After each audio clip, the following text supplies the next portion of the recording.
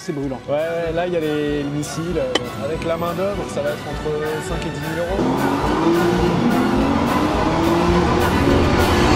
Eh ben, salut tout le monde! Ça fait longtemps que j'attends de faire cette série. C'est ma prochaine supercar. Alors, je vais pas vous mentir, c'est très inspiré par la personne avec qui on commence cette série. Tada!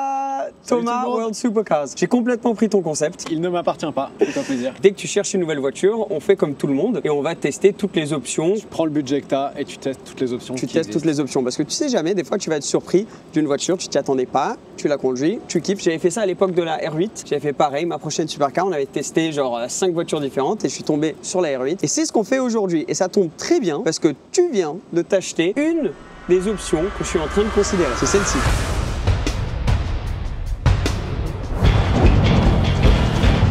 Regardez, on a de l'aide là. Il y a un invité très stylé. Ouais. Et ça fait beaucoup de beaux gosses au mètre carré. Enfin, je parle de vous, hein. Pas de moi quand même. Il était arrivé comme ça de nulle part avec un beau S63. Ouais, c'est pas une option ça? Ah non, je veux un truc plus supercar, je t'avoue. T'as mis mettre le micro dans la bouche. Ouais. Comme là, tu sais, l'interview d'anglais. Ouais, c'est ça, exactement. Alors, on va faire un live juste après ce tournage. Donc, c'est pour ça. Ensuite, on sera tous les trois ensemble pour un live. Je l'annonce comme s'ils allaient pouvoir le regarder en live. Ouais, voilà. Mais bon, bah merci. T'en penses quoi, toi, de la Stone? Non, elle est vraiment magnifique. Mais ce que je veux surtout entendre, c'est le son. Et je pense que c'est pour ça que t'as envie d'apprendre. Ah bah vas-y, attends, si tu veux, on peut donner un petit... Par ça. On commence par le son, ouais. Ouais. Ouais, c'est pas mal, hein. Ouais, c'est jouissif, ouais. Franchement. Ouais.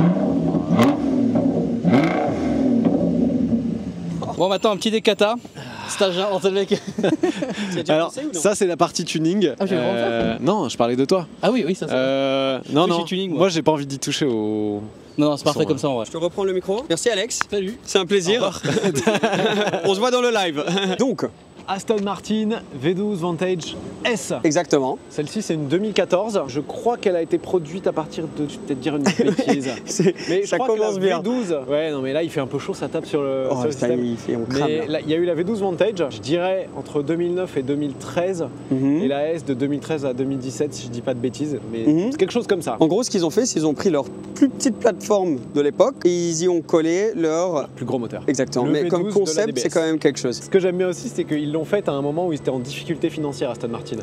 Et là, cette caisse, c'est pas un plan produit et tout, c'était un pur coup de com'. C'est les ingénieurs qui se sont dit, qu'est-ce qu'on peut faire pour qu'on parle de nous? Et c'est ça, ils ont pris la plus petite voiture, ils ont mis le plus gros moteur. C'est incroyable quand même. Et ça donne un truc qui est unique au monde, vraiment. Elle est toute petite. Elle est toute petite, mais esthétiquement, qu'est-ce qu'elle est réussie. La Vantage de cette génération-là, elle est très belle. Elle fait pas dater du tout. Je trouve surtout de l'avant. Alors, comment est-ce qu'on voit la différence entre la S et la normale le plus facilement? Alors déjà, entre une V8 et une V12, t'as ça, t'as pas les prises d'air, je me fais reprendre à chaque fois que je dis ça, les sorties d'air sur le capot pour que l'air chaud du V12 puisse sortir. Ça, c'est une V12. Et la S, t'as cette double calandre en carbone. La V12 normale, elle a la grille Aston Martin à lamelles chromées classique.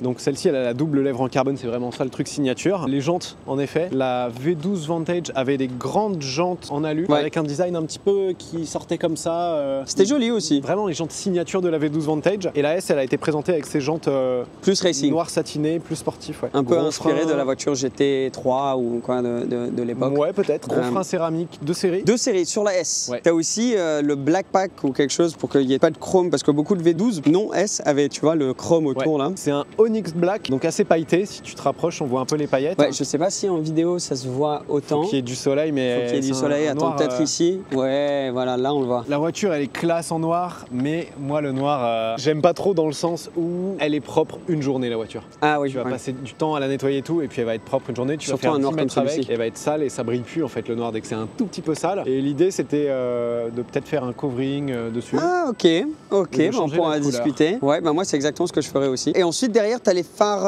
avec cette finition blanche. Je sais pas si c'était réservé à la S, les phares cristal. Non, parce que je crois que t'avais aussi, tu vois, des V8 même qui les avaient, les N430. Les 4 litres 7, certaines ont les phares blancs. Donc tu pouvais avoir ça. Très joli, avec la petite buée typique dans les phares de Aston Martin. C'est les phares qui sont pas étanches. Et comme je l'ai l'ai lavé ce matin, il y a de la buée. Sinon, Double sortie d'échappement, elle a carbone à l'arrière. Alors ça, c'est standard sur toutes les S ou c'est une option que celle-ci? Je crois qu'elles ont toutes le carbone. Différence entre les S et pas S, c'est les échappements qui sont noirs, je crois, sur la S. C'est pas le même échappement que sur la V12 Vantage.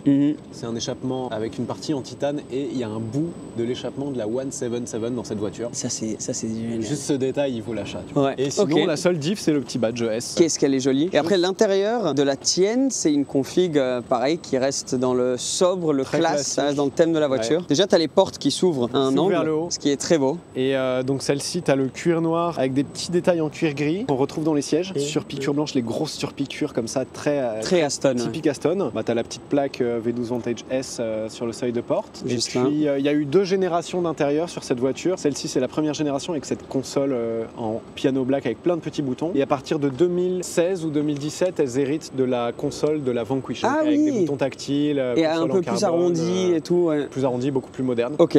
Voilà. Et ce que j'adore aussi, c'est le petit frein à main caché juste là. Le frein à main à gauche. Ouais, le frein à main à gauche là. Les sièges sont très confortables. Toi, tu as un volant Alcantara aussi. Ouais, c'est très sympa ça. Ouais. Siège, il y avait 2 options. Il y avait ces sièges confort ou des sièges baquets. Elle est très très rare en siège baquet. Allez. Est-ce que tu veux voir quand même ce qu'il y a sous le capot? Bah, bien sûr que je veux voir ce qu'il y a sous le capot. Bah, surtout que j'imagine que c'est plein. Ils ont utilisé toute la place qu'ils avaient. Je sais pas si tu vois comment c'est une DBS, mais c'est 3 fois plus grand. Ouais. Et ils ont mis le moteur de la DBS dans ce châssis, ce qui était un peu le tour de force. Waouh, c'est brûlant.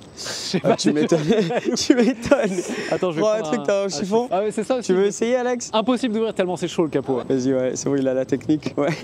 Mais non. Il vient de faire des cochonneries avec ta voiture. Non. Alors, franchement, si tu arrives comme ça, respect. Wow, c'est brûlant. Waouh, c'est donc là, tu comprends un peu pourquoi ils ont mis des petites ouvertures. Bah ouais, là, faut essayer de refroidir tout ça. Hein. Faut la refroidir la bête. Hein. Ah ouais. Mais t'as vu à quel point, normalement quand t'ouvres un capot moteur comme ça, t'as un peu de la marge, tu vois que tu peux un peu naviguer, voir ce qui se passe. Là, c'est vraiment ric-rac. Hein. Il n'y a pas 1 centimètre. Non, ils ont vraiment, mais c'est impressionnant hein, qu'ils aient même réussi à faire ça. Et juste avoir un V12 Atmo dans une voiture, ça vient d'une génération de voitures dont on est tellement fan, nous, où il y avait encore du caractère, mais assez de technologie pour que t'aies la fiabilité, t'aies un petit peu cette praticité pas avoir trop d'une voiture. Les mains dans le cambouis. Ok, bon bah c'est parti. Alors attends, on peut voir que c'est, comment il s'appelait? Marc Cassadi qui t'a fait ton moteur. Donc merci beaucoup Marco. Merci, si tu regardes merci pour la fiabilité Marc, pour le moment. Je dis ça pour l'instant, touche du bois. Touche du carbone. Allez, ben écoute, on la démarre et on fait quoi? On monte à la turbine? Ouais, comme tu veux. Petit détail, si tu veux voir le coffre aussi, parce que c'est... Ouais, là tu vas galérer. C'est un vrai GT. Et il est franchement pas mal du tout. Tu l'utilises souvent?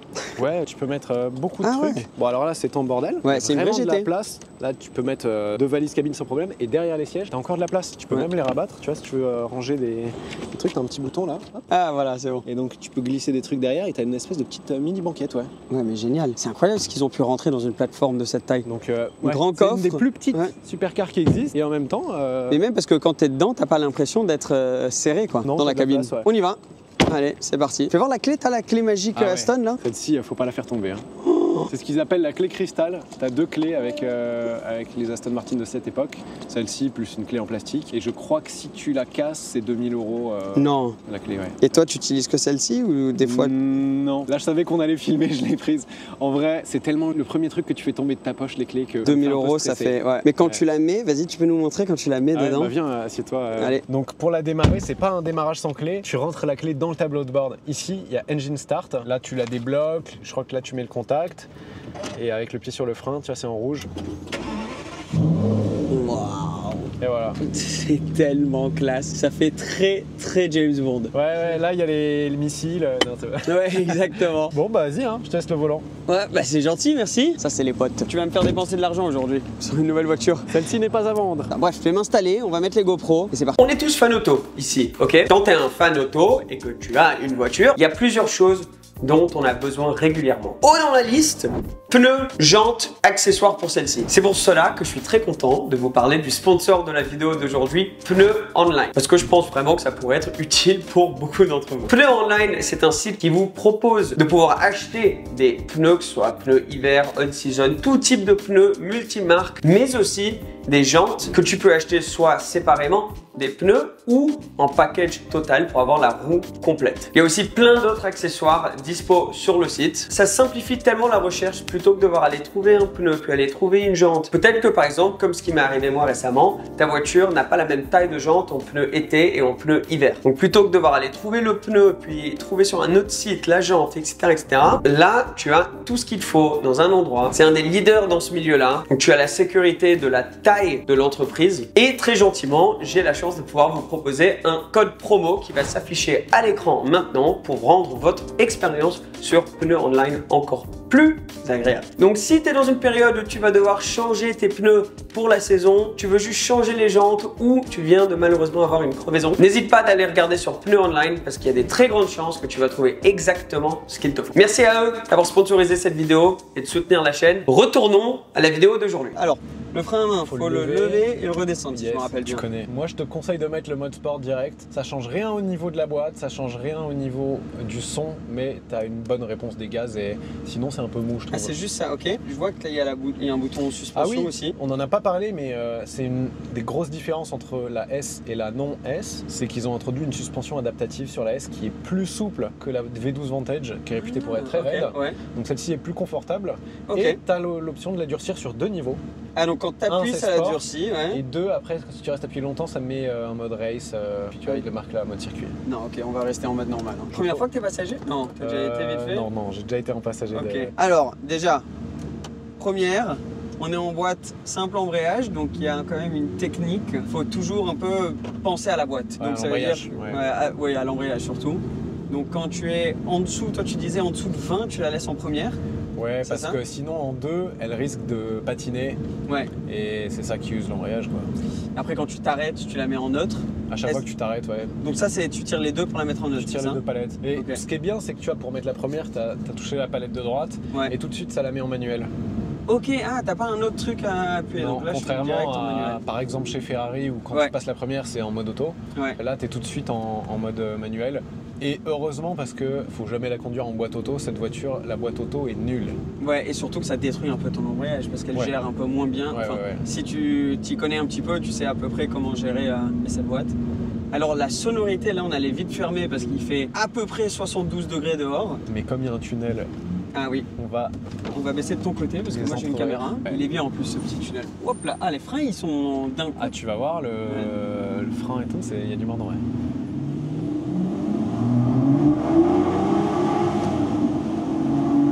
Oh là là là là là là. Et encore j'ai été gentil, hein. Toi qui la connais. Mais ce que j'aime bien, tu vas voir, sur toutes les plages de régime, elle fait des sons différents. Et c'est ça que j'aime bien. C'est un son qui est très à basse vitesse, qui est très agréable. Et un bon volume, parce que tu as beaucoup de voitures qui crient à partir de, je sais pas, 3000 ou 4000 tours et en dessous, pas ouf. Ouais, là, mets un peu de gaz à 3000 tours.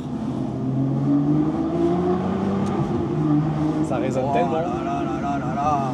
Excuse-moi, je t'ai coupé. Non, non, non, mais c'est une bonne raison. T'inquiète, t'as bien fait. Mais là, donc ce que je disais, c'est tu vois les Ferrari qui ont les valves et plein de voitures qui ont les valves comme ça. Ici, zéro valve, échappement en titane comme tu as dit, avec des pièces qui sont inspirées de qui viennent directement de la 177. Ouais. Et du coup, tu as cette sonorité qui à basse vitesse est vraiment magnifique. Et tu l'entends dès que tu vois une Aston avec ce moteur passer, et surtout ces versions-là en S un peu plus sportif. En tout cas, au niveau gabarit, ce qui est top, c'est qu'elle n'est pas du tout intimidante. Non. Parce que tu rentres dedans, elle n'est pas particulièrement large, elle n'est pas très longue du tout. Oh là là, t'entends? Là, on est à 30 km/h.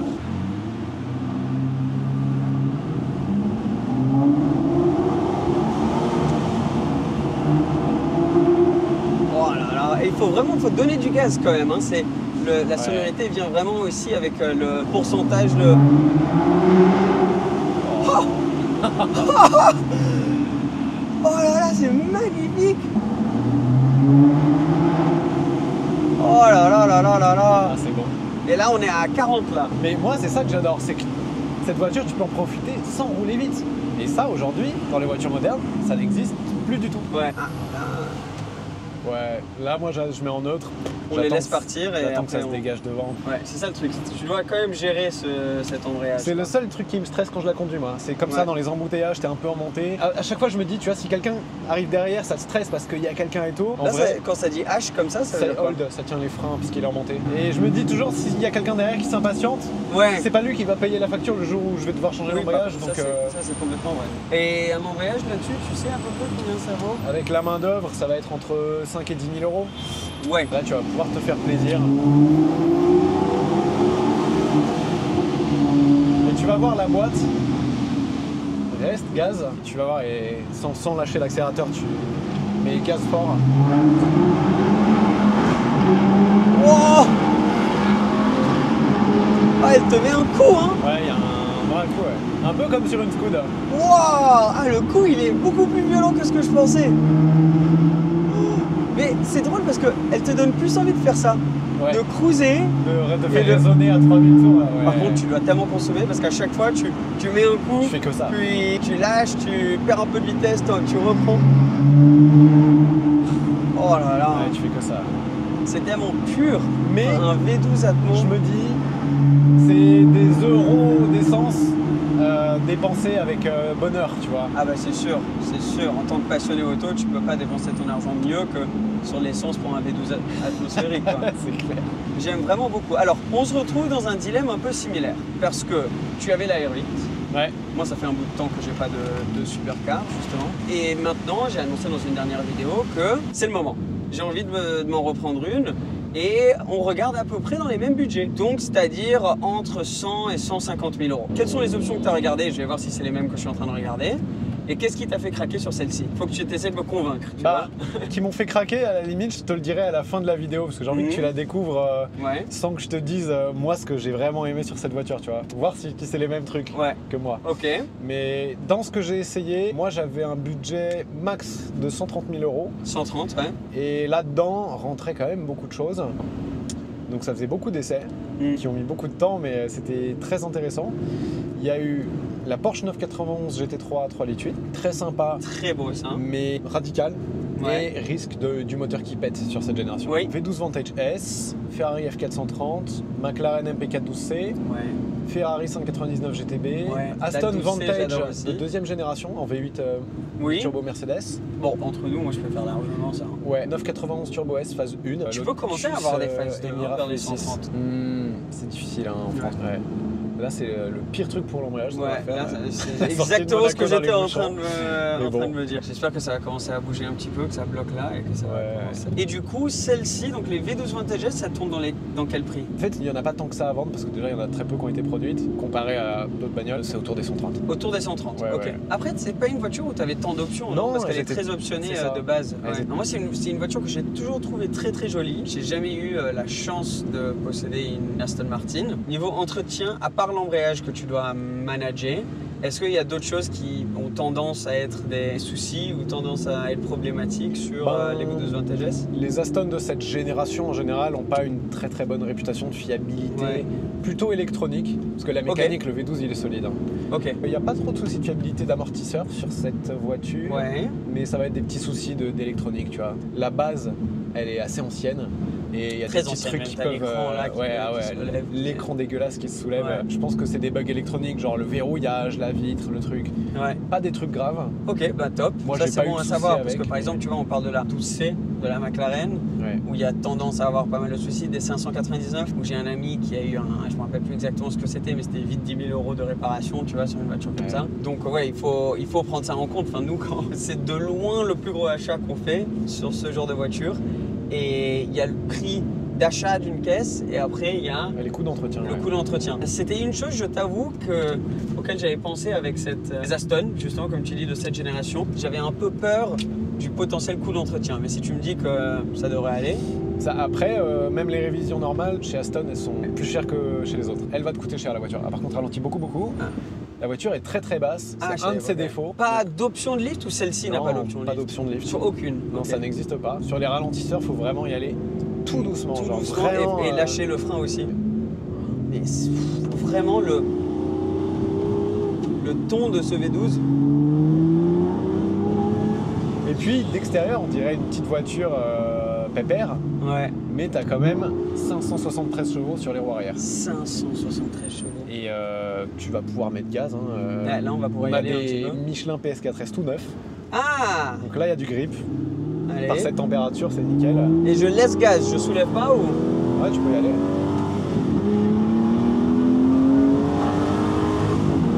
Wow. Oh. C'est drôle parce que comme elle est toute petite, t'as vraiment l'impression d'être dans un gros karting quoi, presque. Ouais.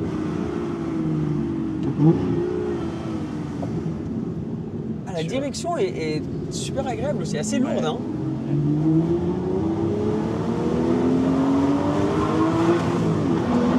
Oh là là là là. Oh là là.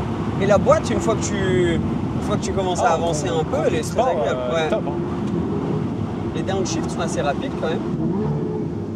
Je la remets en première pour les virages serrés comme ça. Ouais, t'as raison. Tu peux mettre gaz, tu veux. Ouais.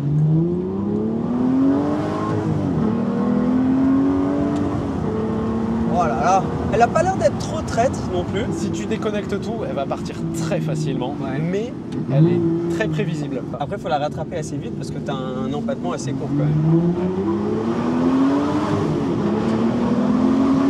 Oh là là là là là là. Le moteur, il est magique. Hein.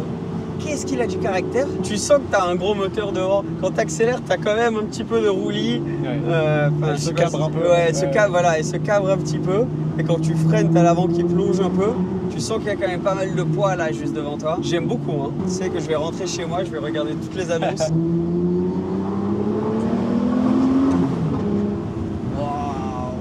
Ouais, la boîte, en fait, c'est comme la Scoot. Je me rappelle, j'étais inquiet avec la Scoot un petit peu au début. Tiens, mais là, c'est assez particulier cet embrayage et tout. Mais une fois que tu connais la voiture, que tu t'y es habitué, après, ça va. Faut juste connaître un petit peu la bête. Faut apprendre à l'utiliser.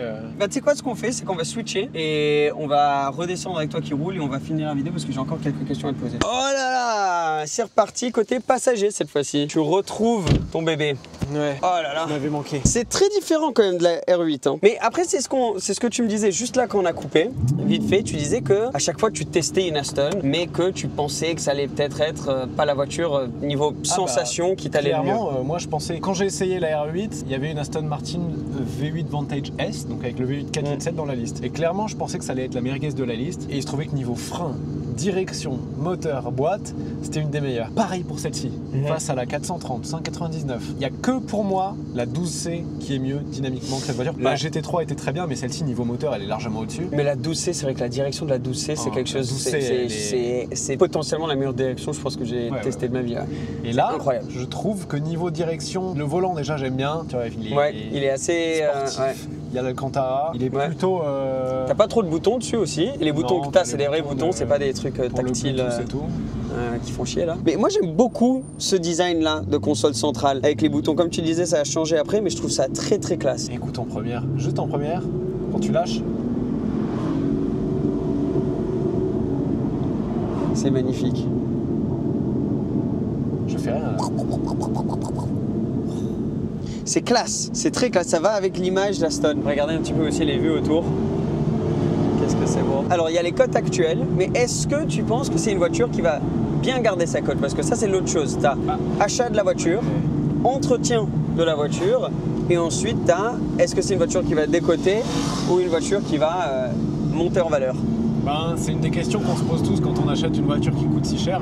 C'est est-ce que je vais la revendre plus cher, moins cher ou le même prix? Et clairement, tu vois la fiche technique.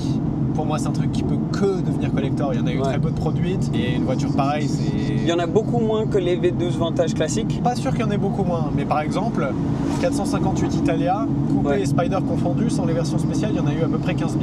Celle-ci, il y en a eu autour de 2000, tu vois. Et en Vantage S, tu n'avais pas le choix d'avoir la boîte méca. Par contre, sur la... Ah, tu pouvais en S. Si, mais c'est une dogleg à 7 rapports. C'est pas la même boîte que ok, c'est pas celle qui a la tête de robot là. Est-ce que tu te rappelles de combien elle pèse? Autour d'une tonne 7. Oui, quand même. Avec pour un gabarit aussi petit, mais c'est le V12 qui pèse. C'est une centrale nucléaire en même temps.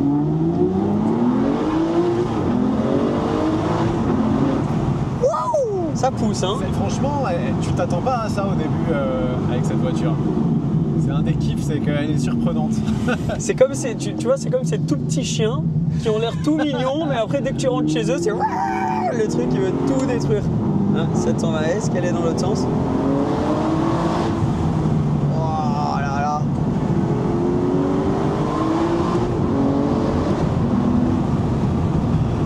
Ah, ça avance, hein. Ouais. Ça hurle pas autant dans les hauts régimes comme la R8. Ouais. Mais ça grogne. Ouais, c'est à bas régime que vraiment c'est.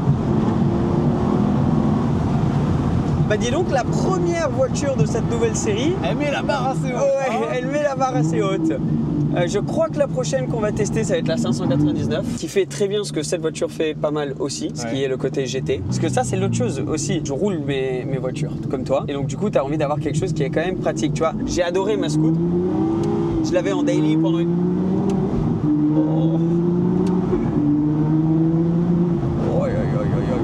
Je l'avais en daily pendant une période, ma Scoot, mais bon, c'est quand même assez hardcore, tu vois. Et maintenant, je commence à être plus âgé, j'ai 28 ans, je peux être responsable un peu. Tu vois, une Aston, ça mérite très bien, je pense. Moi, je cherchais un truc plutôt GT quand même. Ouais. Dans le sens GT, avec une voiture voilà, où c'est pas trop handicapant de la sortir tous les jours. Ouais. Tu peux faire des kilomètres avec sans avoir le dos cassé. T'as un coffre pour mettre, nous, on a souvent beaucoup de caméras, de trucs comme ça avec nous. Donc, si t'as un passager, une passagère avec toi et t'as envie de pouvoir ramener pas mal de valises, ben t'es obligé d'avoir quelque chose qui a un peu de place. Mais bon, tout en tout, est-ce qu'il y aurait des red flags que tu me dirais si t'en cherches une sur cette voiture? Soit des red flags ou des options que t'es obligé d'avoir. Ou tu dirais, si t'en cherches une, il faut absolument que t'en aies une qui a... Et bam. Bah, beaucoup de gens disent ouais, il faut la boîte manuelle, mais au final sur la S, la boîte manuelle elle est à 7 rapports et j'ai eu beaucoup de retours de gens qui disaient qu'à l'utilisation c'est un enfer cette boîte, 7 rapports dogleg, donc avec la première inversée. Donc au final, oui c'est collector, oui elle va te coûter beaucoup plus cher en plus. Ah oui, mais... il y a une grosse, il y a un gros delta. Il y en a eu très peu, donc elle est très très rare. Mais est-ce que tu vas t'amuser plus?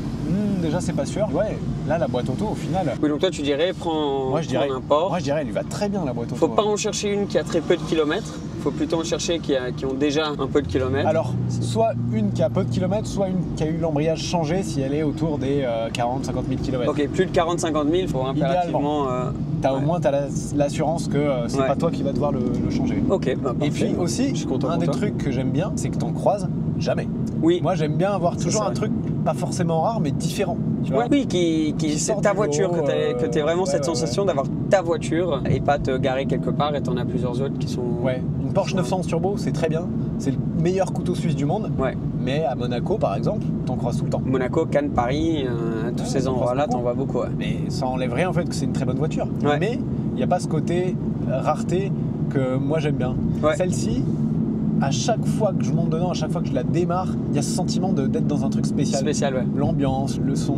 Ça rend l'expérience spéciale et ça rend. C'est un événement quoi, à chaque fois que tu rentres dedans. C'est ça que tu cherches dans une supercar. Et puis le regard des gens sur Aston Martin est très bienveillant. Oui, Ferrari, Lambo, McLaren, tout ça un peu moins. Ouais, Ferrari, Porsche, t'as un peu des regards en France jaloux, envieux. Pas tout le monde hein, évidemment, mais ça existe. Ça fait partie du quotidien des propriétaires. Moins tu trouves avec Aston. Les gens ils pensent à James Bond. Et comparé à la R8 ? Ah bah la R8, attends, elle était rouge, jante noire. Oui, c'est vrai quand même. Plus kéké, tu peux pas faire. Non, la R8, elle était plus facile à utiliser parce qu'elle avait la boîte à double embrayage, la mienne, la S-Tronic. Donc c'était encore un meilleur délit niveau tu pars, tu y vas, tu fais ce que tu veux, y a pas de souci. Mais celle-ci est plus confortable, je trouve. Ah, c'est sûr, mais là je suis en tout confort, enfin, c'est dingue. Mais moi je suis étonné vraiment de la place qu'on a à l'intérieur, enfin la place qu'il y a derrière les sièges là. Ça fait vraiment aéré quoi dans. Tu la vitre à chaque fois. Mais oui, moi je peux pas m'empêcher, c'est ça le kiff des voitures, c'est le son moteur. Ouais, t'as raison. Dites-nous ce que vous en pensez en commentaire. Hein, Est-ce que Seb doit acheter une V12 Vantage S ? Voilà, ça serait rigolo. Maintenant je vais t'envoyer toutes les annonces que je vois. Qu'est-ce que t'en penses ? Alors bien sûr, on va tester plusieurs voitures. Donc on va prendre le temps de vraiment regarder les différentes options. C'est l'idée de cette série, c'est l'idée pour moi aussi. C'est important de prendre le temps. Ouais, exact. Donc voilà. Première de cette nouvelle série, elles vont arriver j'espère assez vite. J'ai envie de prendre mon temps mais j'ai pas envie de traîner non plus tu vois dans tous les essais. Donc d'autres vidéos qui vont arriver rapidement. Est-ce que tu vas essayer après ? Je crois que la prochaine, c'est soit la 12C ou la 599. Donc ça, c'est les deux prochaines. J'ai beaucoup de mal à trouver une Gallardo Superleggera première génération à essayer. Donc si jamais tu regardes ça et que tu t'en connais une, je serais vraiment content parce que ça, c'est vraiment une option que je considère beaucoup. Donc ouais, voilà. Bon, en tout cas, j'espère que vous avez aimé cette vidéo. Attends. Avant de finir, je sais qu'on a un tunnel pour rentrer dans Monaco. Ah oui. Et celui-là, faut le filmer. Ça en dit beaucoup sur la voiture quand c'est le genre de voiture qui te donne envie de prendre la route avec le tunnel. Et c'est pas nécessairement ce que tu associes toujours à Aston Martin. Et c'est ça qui rend... Ça dépend Aston Martin de quelle époque, hein, parce que jusqu'à cette époque, quand même, ça chantait. Maintenant, on est beaucoup passé au moteur turbo. Tu penses plus GT et tout, mais là d'avoir la S et celle-ci, c'est un bon combo entre cette ambiance GT, cette ambiance Aston Martin que tu connais. C'est comme s'ils ont juste rajouté un peu de sauce piquante, tu vois, sur la recette. Exactement. Ouais.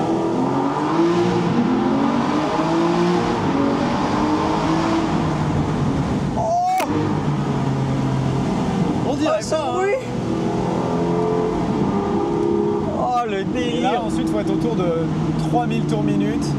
Ouais. Juste là. Oh là là là là là. C'est le sweet spot. C'est vraiment un... Ah ouais. Ah, c'est profond. Ça résonne. Ça résonne. Ça grogne, ouais. Magique.